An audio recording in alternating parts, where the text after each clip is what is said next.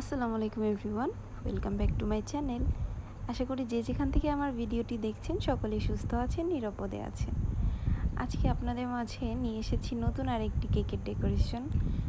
কেকটি ছিল একদম simple cake, but কেকটি দেখতে এত বেশি কিউট ছিল যা বলার বাহিরে। যাই হোক, নিজের ঢোল নিজেই পিটাচ্ছি এমন একটা কথা বলেই ফেললাম।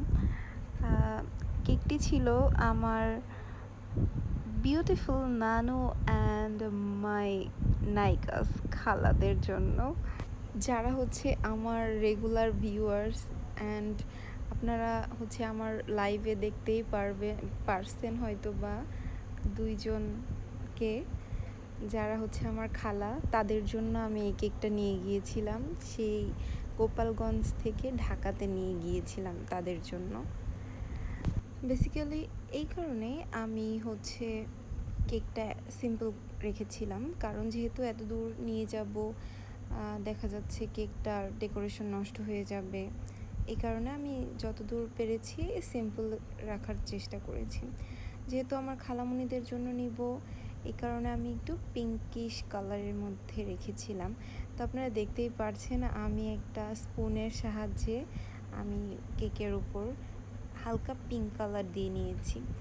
এই পিঙ্ক কালারটাকে হয়তো বা বেবি পিঙ্ক কালার বলে। এত সুন্দর দেখতে কালারটা, আমার কাছে এই পিঙ্কের এই শেডটাই আমার কাছে বেশি ভালো লাগে।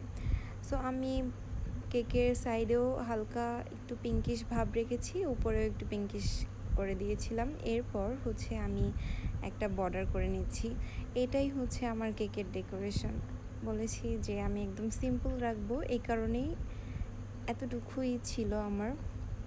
দুইটা বর্ডার দিয়ে নিচ্ছিলাম পিঙ্ক কালারের, অ্যান্ড উপরে একটা ছোট স্টার নজল দিয়ে আমি হচ্ছে কয়েকটা ফ্লাওয়ার দিয়ে দিচ্ছিলাম।